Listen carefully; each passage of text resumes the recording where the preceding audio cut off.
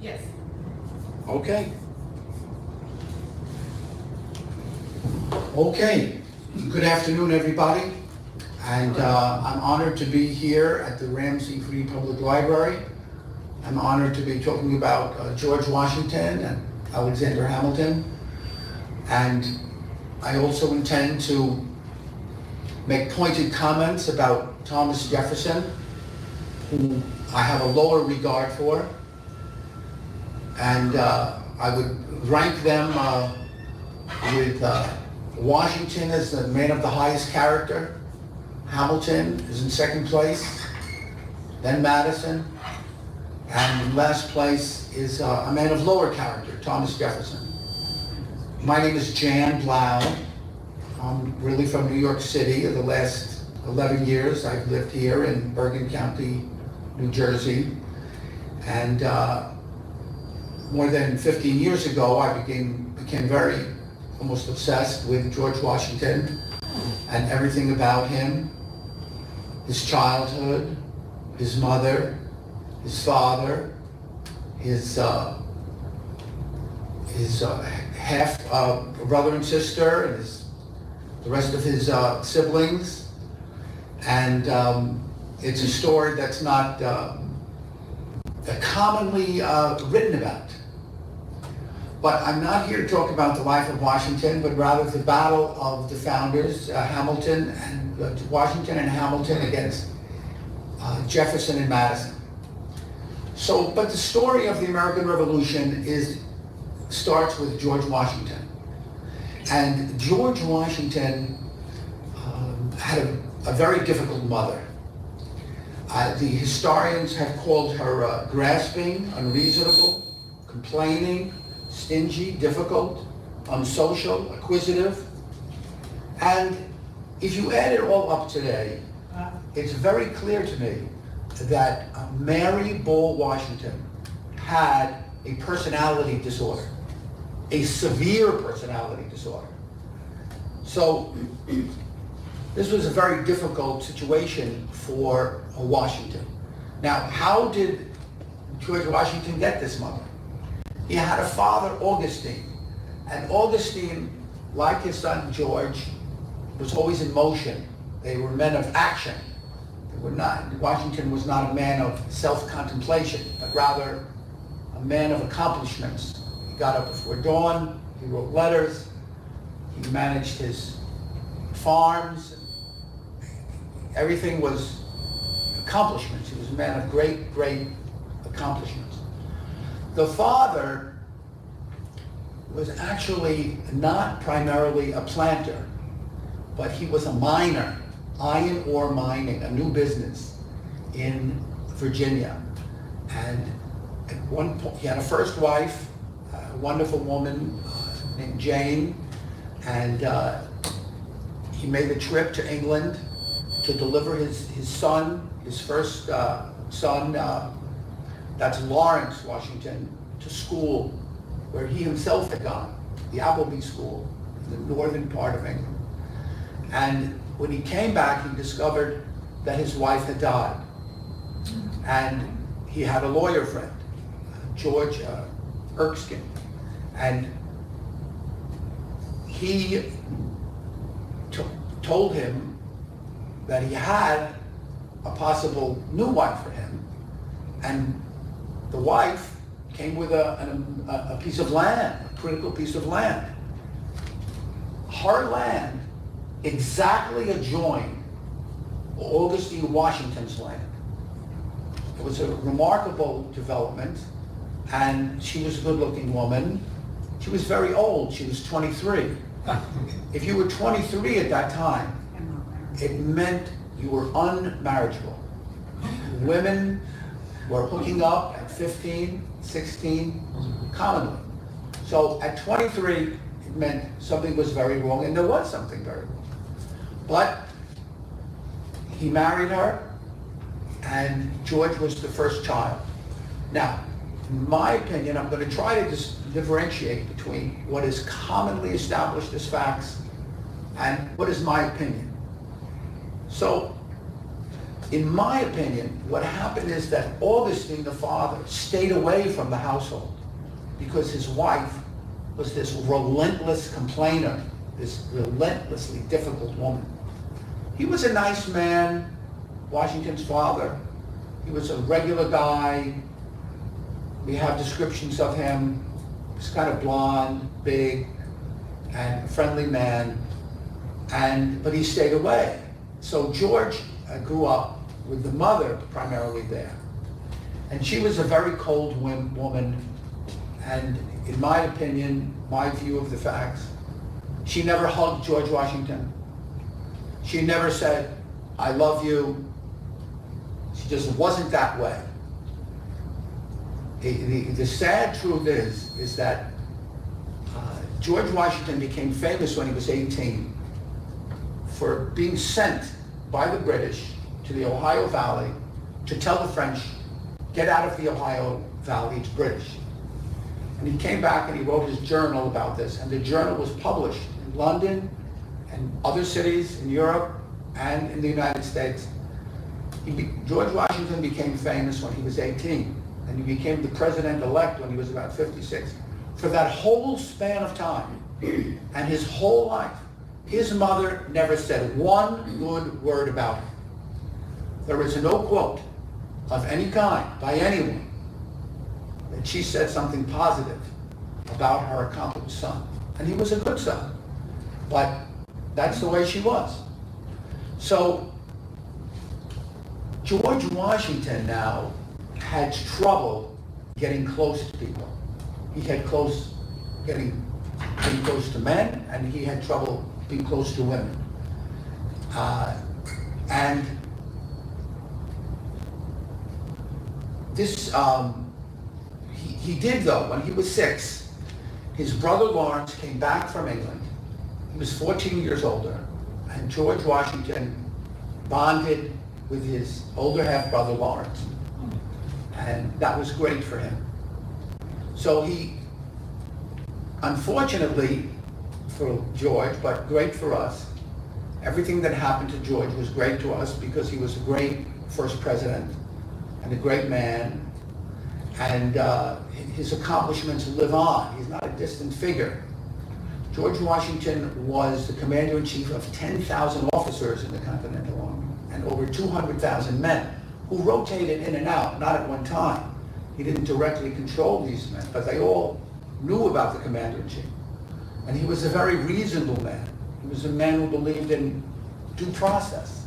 He was a man who believed in military justice. So, who he was, reasonable and social. The George Washington we know today from the dollar bill is an older man with dentures. Can you imagine wearing dentures from the 18th century? How that would make you feel. So the young George Washington was a happier man and a more smiling man. And anyway, he had trouble getting close. The marriage to, well, let me back up. Lawrence goes away and fights for the British in the Caribbean, and it's a disaster. Lawrence comes back, he's weakened by malaria, and he develops an opportunistic disease that we know today as tuberculosis. And Lawrence Washington fought with a hacking cough, but eventually he lost the fight. But before he lost the fight, he took George to Barbados, and they spent 40 days on the boat. Washington was with his tubercular brother in a cabin for more than 40 days, and when they got there, they shared a room in Barbados. Anyway, they say Washington had smallpox. He had a few pock marks on his face. But he also, some historians realize, as well as myself, that he came down with tuberculosis. He had both smallpox and tuberculosis. And one or the other rendered him infertile. So when he came back, he made a decision though. He had been a land surveyor. We know George Washington as the land surveyor. But when he came back, he never surveyed again. After all of these conversations with Lawrence, hearing about the war effort in the Caribbean, he decided to be a soldier. And when Lawrence came back, his next door neighbor were the Fairfaxes, the mighty Fairfaxes. And Lawrence and George became Fairfax men. Lawrence hooked up with the 16-year-old daughter of William Fairfax and married her. William Fairfax had a son, and the son was named George Fairfax. He was 7 years older than George Washington, but they became friends. And George Fairfax had a wife, Sally Fairfax. And George Washington developed a very serious crush on his friend's wife, Sally Fairfax. And he wrote a love letter to her at one point, after he met Martha. Martha brought about the meeting between George and herself. She laid a plan. She laid a honey trap. She was the honey. She was a very intelligent woman, Martha Washington. It's not given credit enough in my view, but she was a very intelligent and very nice lady. Anyway, she was a widow, a rich widow, the richest widow in Virginia, maybe the richest widow in all the colonies. And she timed when Washington would travel down to Williamsburg, and she knew that he had to come back over this ferry. So when he came back over the ferry, she was there. The ferry went over private property. She sent the owner of the private property down to Washington to say, come have dinner with us. At that time, they ate the big meal at 3 o'clock. So Washington gave in, and he stayed until dawn the next day. He discovered that Martha had cleared out the whole wing. There was nobody there but the two of them. Now, nobody knows what occurred. George Washington was not experienced in these things. But after that, George and Martha privately considered themselves engaged. They didn't denounce it, but they considered themselves engaged. He came back a week later, and then during this attack on the French, he wrote this love letter, really the most famous love letter in American history. It's called the Votary of Love letter. And he's writing it to Sally Fairfax. It's kind of written in code, so you don't know, is he talking about Sally or is he talking about Martha? But she ignored it, and he ended up marrying Martha and leaving the Virginia militia, marrying Martha, and leading an ordinary life there in the House of Burgesses, dancing, fox hunting, tobacco growing other crops, and they became best friends. George and Martha were best friends with Sally and George Fairfax. They were neighbors, adjoining neighbors, and best friends. But they had to be loyalists because of the property, and they eventually moved back to England. And George was deprived of this couple. Now, of course, during the years, undoubtedly, George and Martha tried to have children, but it wasn't happening because George was infertile. I mean, there's no test that says that, but he had smallpox. It's widely believed he also had tuberculosis, and they both, render people infertile, men infertile. So he then joins the Continental Army. He comes to the Continental Congress in his Virginia militia uniform, not his old uniform. He had a new uniform. And George Washington was 6'2", a little bit more than 6'2". So he's the only one in uniform. He's the only one with this kind of military experience. There was a few other men, older men who were experienced, but not like Washington. So the New Englanders wanted to bring in the Southerners into the battle against the British. So he's selected to be the commander-in-chief June 15th, 1775. And he goes up to Boston, and The war continues in Boston, then it comes to New York. In New York, there's an artillery unit led by Alexander Hamilton. After some battles, the disaster on Long Island, the Americans are pushed out of New York. They go to Fort Lee. The British cross the Hudson River, and they have to flee south. Washington doesn't stand and fight because he sees he can't fight. He becomes really a guerrilla fighter. And they're fleeing south to Pennsylvania to get away. And when he comes to the Raritan River, the British are stopped by a very effective artillery barrage. Washington realizes whoever's directing that artillery is a sharp person, and he then meets Alexander Hamilton. So Washington always wanted what he called penmen. That is, men who would take his ideas, make it into a letter, then he would read the letter, edit the letter, and sign the letter. He got up before dawn, writing letters. Now he's the commander-in-chief. He's writing orders, he's writing letters. So he had these aides de camp.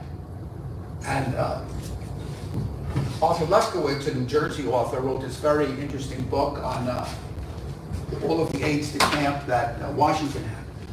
So Washington immediately brought Hamilton in to be one of his aides de camp.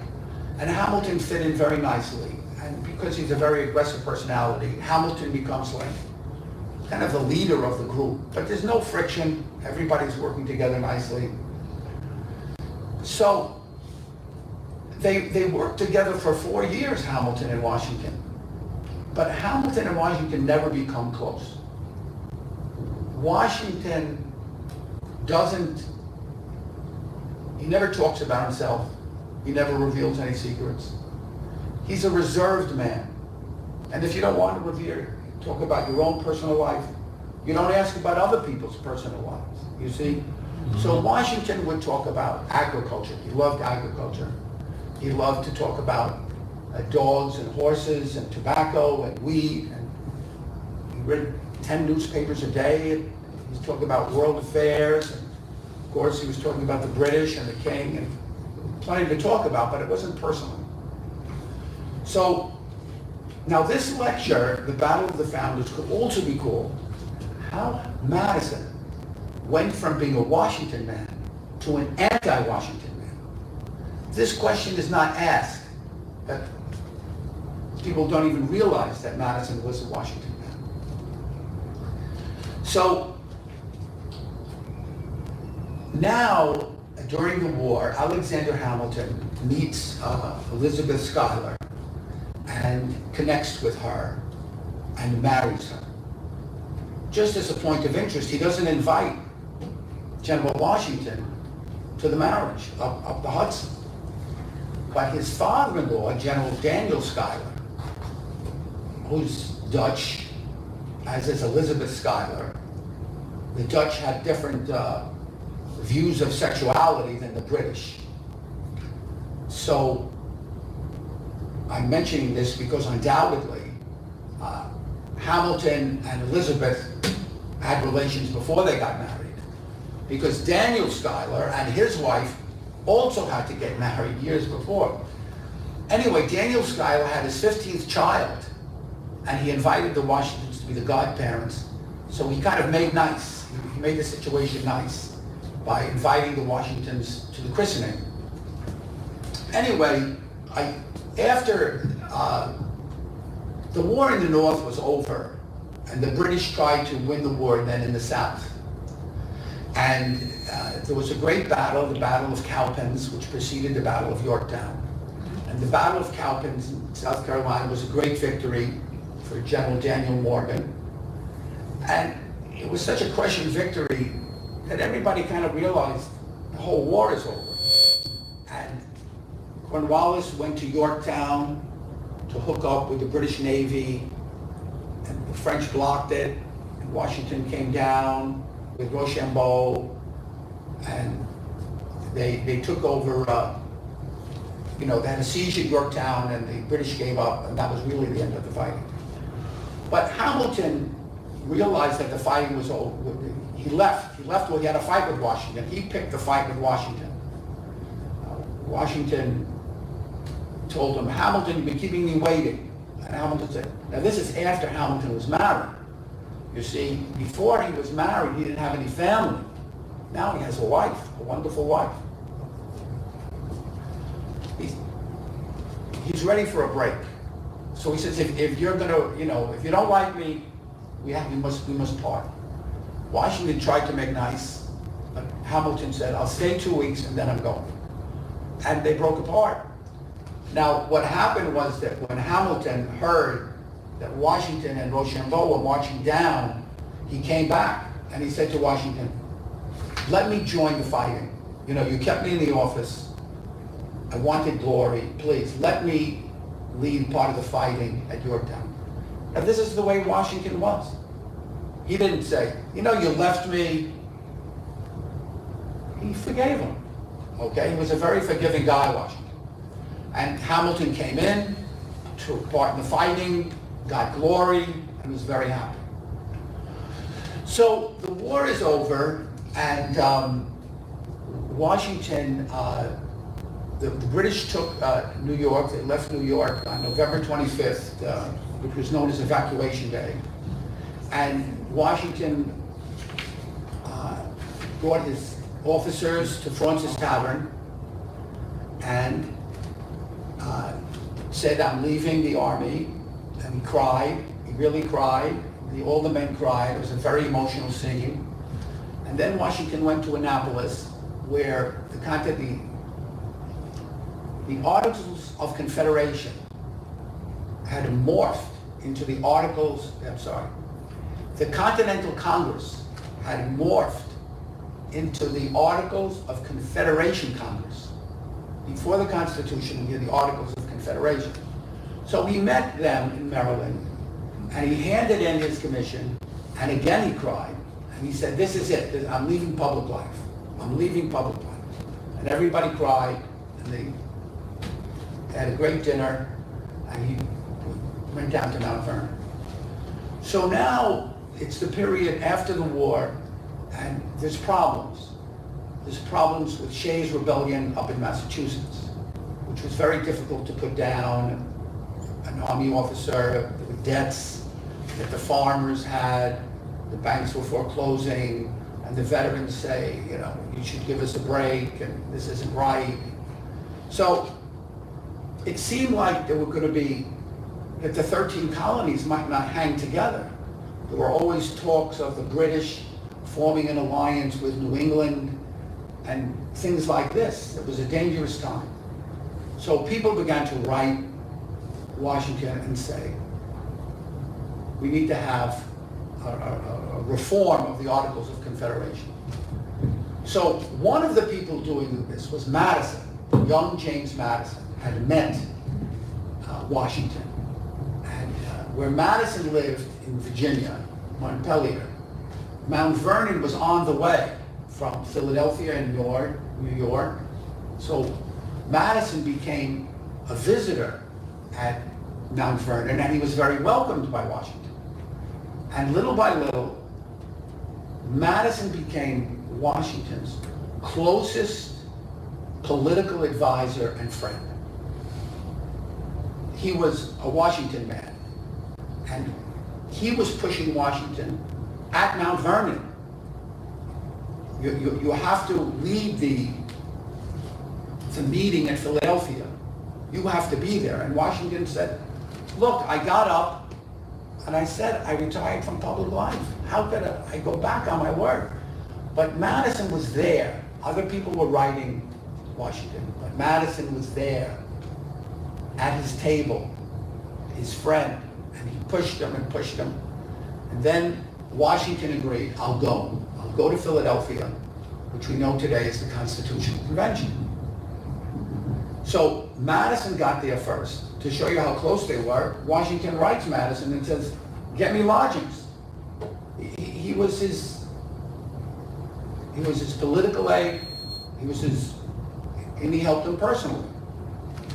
So now the Constitutional Convention takes place, and Madison comes with a whole plan, which was adopted by the Virginia delegation as the Virginia Plan. And the Virginia Plan really forms the basis of the Constitution. Not all of it, but the division of powers, 3 co-equal branches of government. These are James Madison's ideas.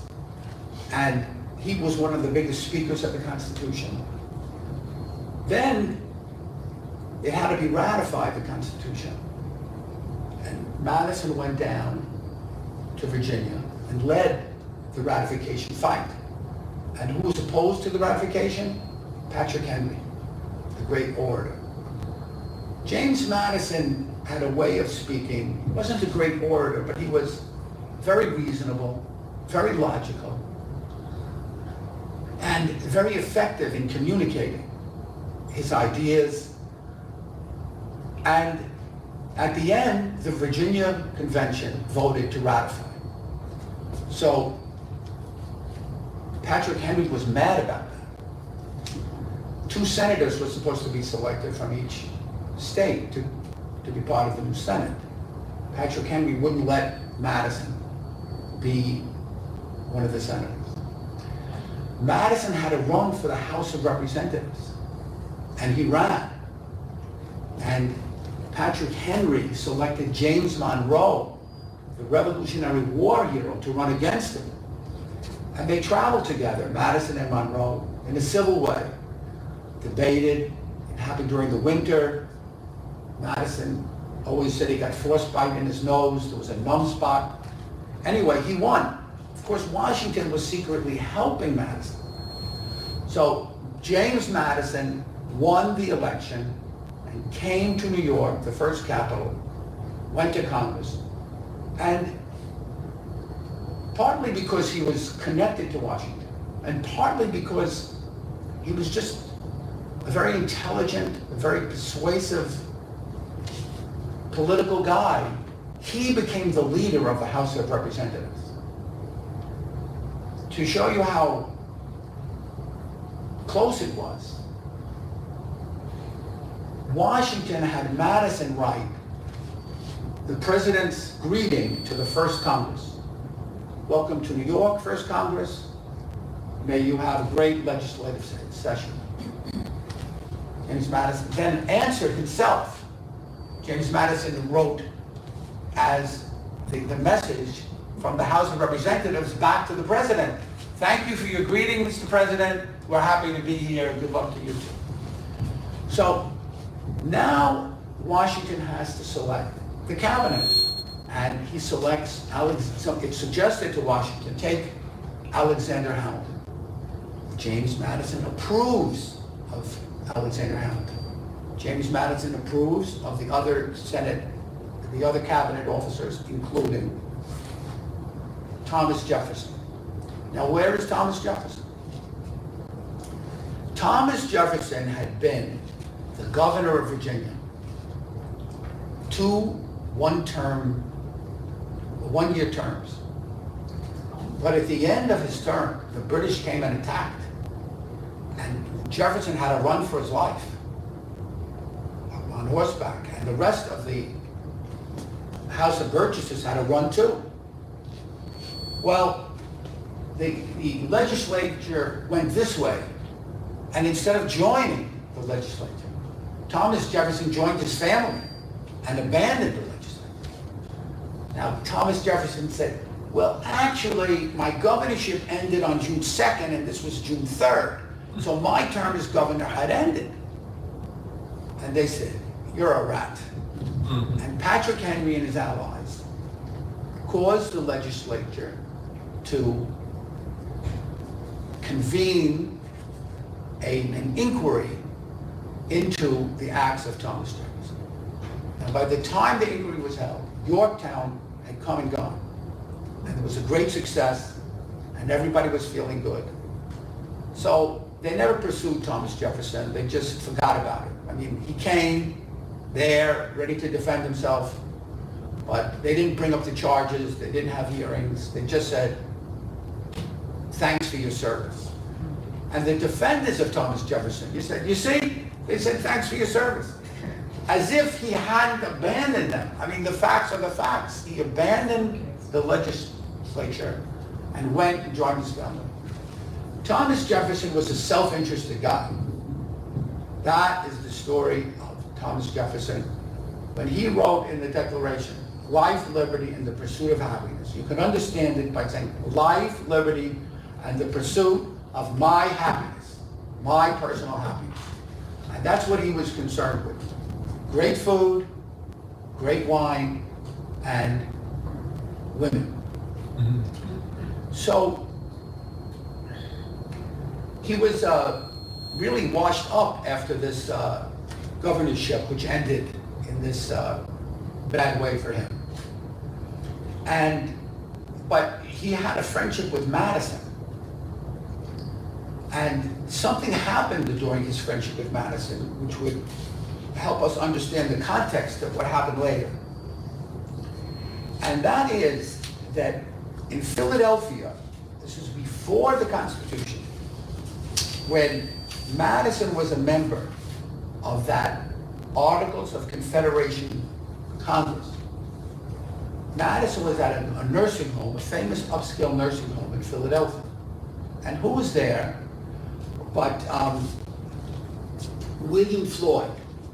That's exit 68 on the expressway, if you know anything about the Long Island Expressway. I guess you guys don't know. But anyway, William Floyd was a famous New Yorker, and he had a 16-year-old daughter named Kitty, who was hot stuff. But Madison was there with the Floyds, and everything was kind of normal. Then Jefferson came to the same boarding house to be with his friend Madison, and Jefferson took one look at this 16-year-old and said, wow, she's perfect for you. Now Madison was 32. Kitty Floyd was 15, 16. But Jefferson led the conversation, got Kitty Floyd, caught up in the whole thing there, with famous Madison, Jefferson.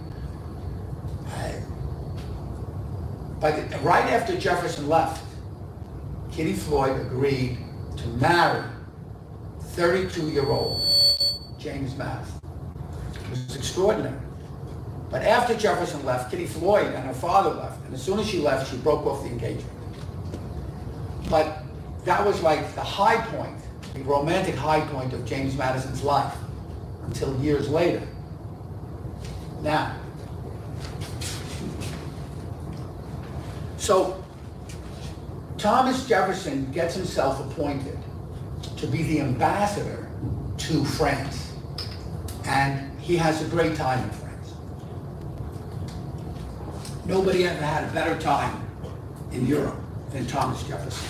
Again the food, again the wine, again the women. And one of the women, of course, is 14-year-old Sally Hemings, that he brings from Virginia, ostensibly to accompany his daughter. So anyway, Thomas Jefferson is in France, and they start convening the Philadelphia Convention. And Thomas Jefferson knows that the convention is going on. Madison writes him, and other people write him, but he doesn't come running back or anything. He doesn't come back one day early. He stays the full 5 years. And he's, of course, we know now through the DNA that Sally Hemings became the mother of 6. She had 6 pregnancies. One of them took place there in France. It's extraordinary. Thomas Jefferson, in my view, is supported by, over the 2 centuries, more than 2 centuries, by a vast number of Southern historians, Southern writers, who say, oh, what a great man he was, what a great man he was. How important was the Declaration of Independence, and, they overlook everything that he did. They say, oh, that's what people did back then, But Nobody else brought their teenage slave to Europe. And he not only brought her, but he had to coach her. You know, don't act as if you're just the enslaved person. Thomas Jefferson never made any speeches. He didn't want to make speeches, and he wasn't good at making speeches. But he was great one-on-one. One-on-one at a dinner party, he made fabulous conversation. So Washington saw that his fellow Virginian, Thomas Jefferson, that he generally got along with, was there, getting all of this European experience, and he and Madison decided that Jefferson should be the first Secretary of State. So Jefferson eventually comes back and accepts the offer and comes to New York. But by the time he gets to New York, Hamilton has been the Secretary of Treasury for about 8 months. So when Hamilton became the Secretary of the Treasury, he immediately went to work establishing the credit of the United States. I think the second day he was in office, he borrowed $50,000 from a bank, you know, and he hired people. He was in charge of the Coast Guard, collecting the tariffs. They were appointing the customs agents. In those times, the customs agents would get a percentage of all the taxes that he picked up. So it was lucrative jobs, not that Hamilton ever abused it, but he was building an empire of employees. He was really the Prime Minister of the United States. And Jefferson comes finally to New York, and he sees that Hamilton has all of this power. So, but at the time that Jefferson first gets to New York, which is in March of 1790, Madison is getting along with Washington. Madison is getting along with Hamilton. Everybody's getting along with everybody. It's wonderful.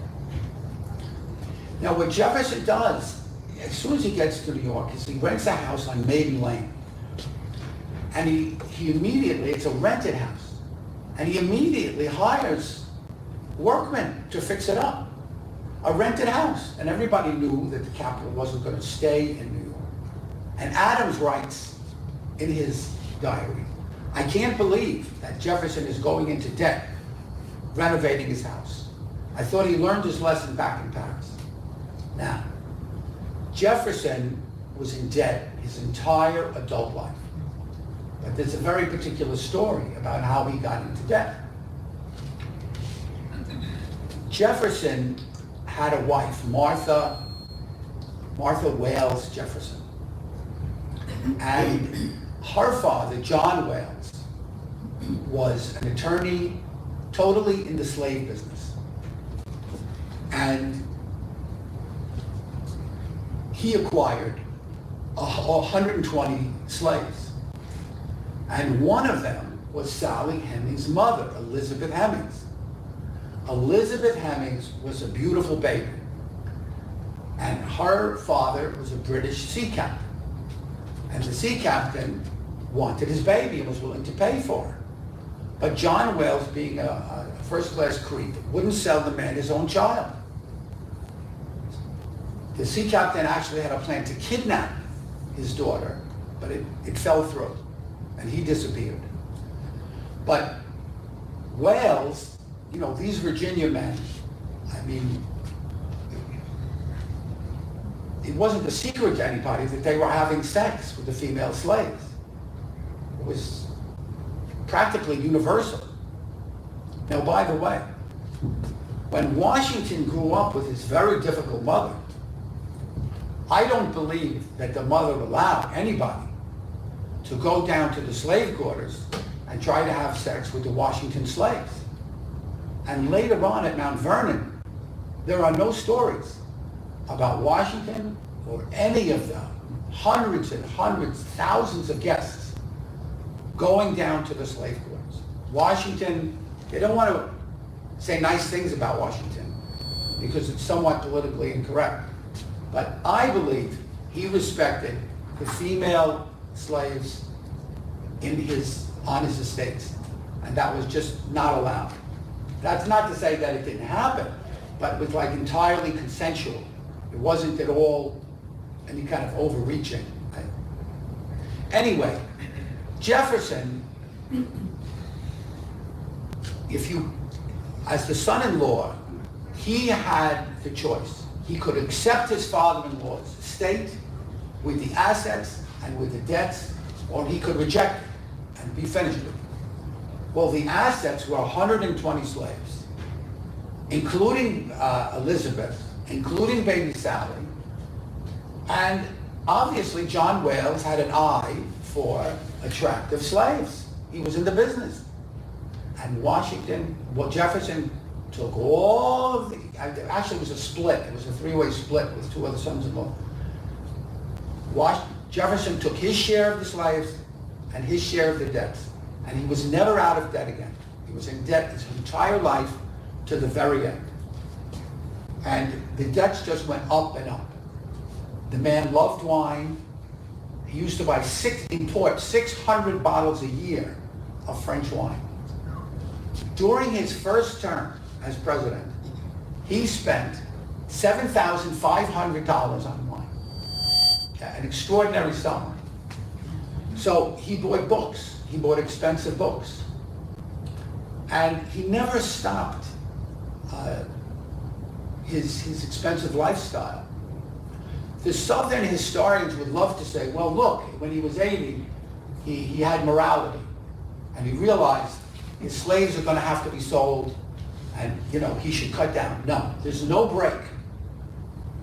Kept the high lifestyle up.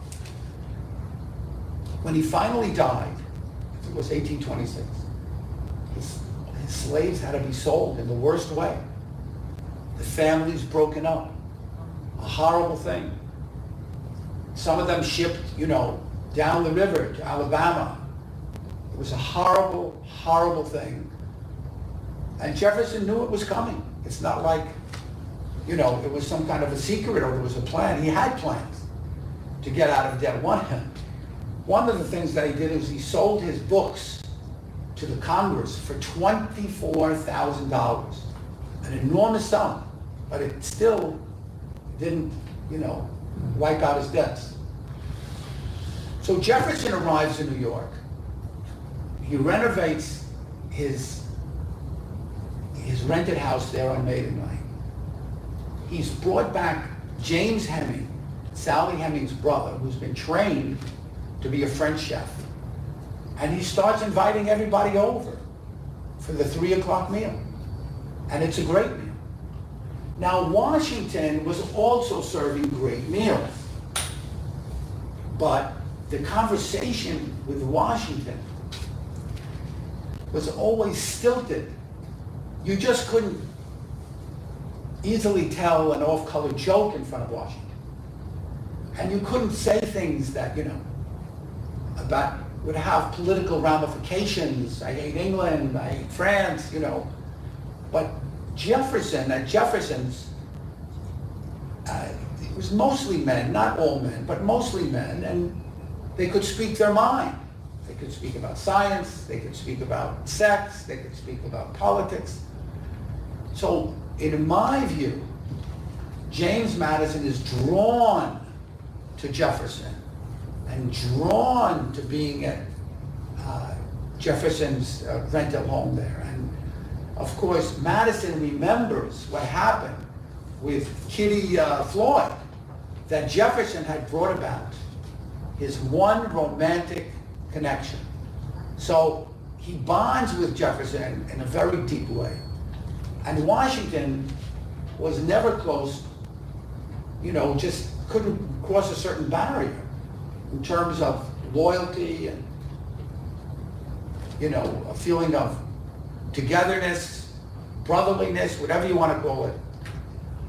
So Jefferson, one of the issues was the formation of a national bank and a national judiciary. Now let's remember, Jefferson is a debtor. A debtor doesn't want an independent federal judiciary. Now there's going to be federal judges. Jefferson had the state courts kind of controlled. They were letting his debts pile up. But what if a debtor went into federal court and got a judgment? It might completely wipe him out during his lifetime. So Jefferson, for a variety of reasons, but I believe personal reasons, wanted a weak central government. And so, now Madison was not Jefferson's protege. He was his co-equal. James Madison was a man of great intellect, of great learning. But when you eat at a man's table and you're with a man day after day, you know, you become affected by the way he thinks, and they began to think alike. I mean, there was no dispute between Jefferson and Madison. Now, Hamilton, as the Secretary of the Treasury, he wasn't a diplomatic guy. He was a very forceful guy. And he put forth these plans, a financial plan, and then he went right to the House of Representatives and lobbied for his plans. Today, the Secretary of the Treasury doesn't do that. It's like the House's prerogative. But Hamilton didn't have these bounds like, he had an idea and his ideas were great and everybody should vote for his ideas. Jefferson didn't want this confrontation. He was a sneaky guy, Jefferson, but to your face, he would just yes you. Then later on, he'd work against you. So now Washington's first term comes to an end. And Washington has had enough. Washington had never wanted to be the president. Washington had wanted to be the commander-in-chief. Remember, his older brother Lawrence was a soldier. Now he became a soldier, and he won the war. But they asked him to come to Philadelphia, where he led the Constitutional Convention. And then they voted for him. So what could he do? He had to be the president. Now the guy came down to Mount Vernon with the vote. He came down on April 15th, and he knocked on the door. He said, General Washington, you've been elected the president. Now, he is the first guy elected first president. You'd think the guy would invite in his friends, his neighbors, we're going to have a party, and then I'm going to go to New York. No. The guy comes on April 14th. On April 15th, Washington goes down to visit his mother. He goes to visit his mother, who has nothing nice to say. We don't know what she said, but he just says, I'm going to be the president. Maybe this was an opportunity for her to say congratulations, but he doesn't say she said that. And there's no party that we've ever heard of. There's no champagne. He just starts traveling up to New York. He's greeted royally on the whole trip up. Everyone's applauding him and putting flowers on his hair and cheering him by the thousands, by the tens of thousands. So he's had enough at the end of the first term. But everybody says, Madison says, Hamilton says, Jefferson, you gotta run for a second term. So when he starts the second term, all of a sudden Jefferson quits as the Secretary of State. And Jefferson and Madison form the Republican Party. And they do it so quietly, so sneakily. Thomas Jefferson is a very, very brilliant guy. If you read about Thomas Jefferson, don't think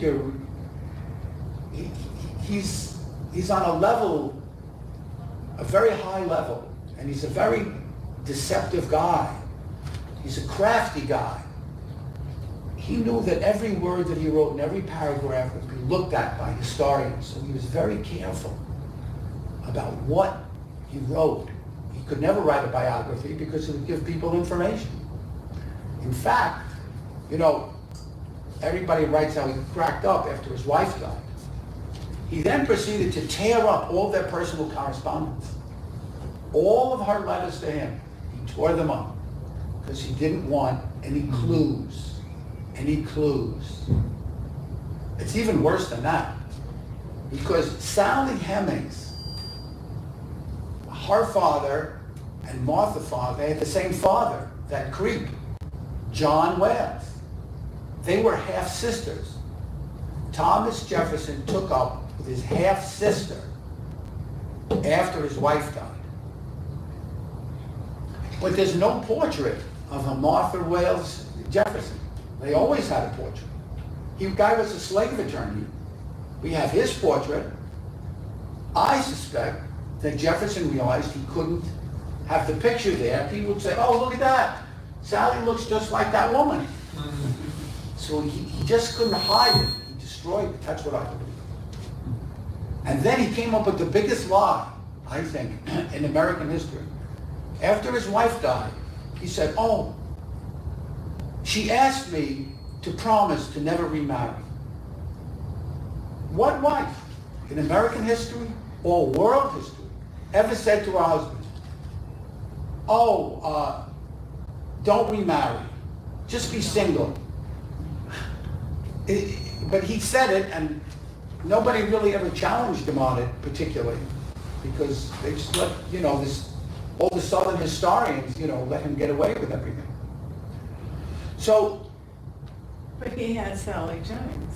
Yes, Hemings. Yes, but yes. But that was hidden. That was hidden. Yeah. He was married to Sally Hemings. Oh, really? I mean, yeah. He was bonded with her. About 5 years ago, they discovered her bedroom, which was right down the hall from his bedroom. So they could be together, and then she could wake up in her own bedroom, theoretically. I went to Monticello a couple of years ago, and they make a very big deal of Sally Hemings, which is good, which is absolutely, the right thing to do. So Madison went. Now, the last thing that happened between Madison and Madison got married to Dolly, and, who became Dolly Madison. And that was in 1794. Madison had spent 9 years being a Washington man. And when he married Dolly, Washington gave it their blessing, and everything was good. But after that, what happened is that Washington had sent John Jay to England to renegotiate a treaty with the British. It's called the Jay Treaty. And Jay came back with the treaty. And Washington, it was controversial. It was controversial because the British were the kings of the Atlantic Ocean, and he was negotiating from a point of view of weakness, and he did the best he could. But Jefferson, who in my view really wanted to be the president. You see, he never wrote one word, Jefferson. Oh, I would be a good president. Oh, I should be the president. Or so-and-so asked me to be the president. Not a word. He writes thousands and thousands of letters, and he never says that he lusts in any way for the presidency. But lo and behold, as soon as the election of 1796 is scheduled, he's running for the presidency under the Republican Party, this mysterious Republican Party which appears. So Jefferson had led, let me go back to the Jay Treaty. So Madison, who was the head of the House of Representatives, said, oh, the Jay Treaty has these clauses, which are commercial clauses. So we, the House of Representatives, we should see all the documents about those clauses. Now, Washington knew that if the Senate and the House had to approve a treaty would never get approved. And Washington knew from his own memory that this exact point had been debated at the Constitutional Convention. And it was voted that only the Senate would approve a treaty. Washington went back to his documents and found the vote, his notes on the vote, that said only the Senate shall approve a treaty. And he filed it with the Department of State. And that ended the debate. And after that, Washington broke off his relationship with Madison.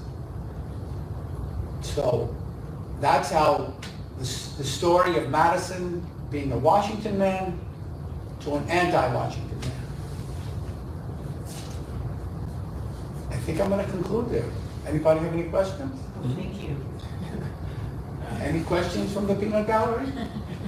Yes, go ahead.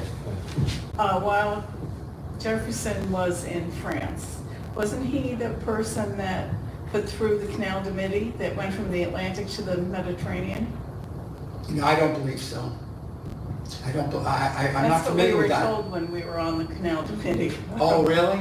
Yeah. That he, I don't know if he orchestrated or whether he had the plans, but To do what? I'm to sorry. Canal. Here. there's a canal called the Canal du Midi that runs from the Atlantic to the Mediterranean.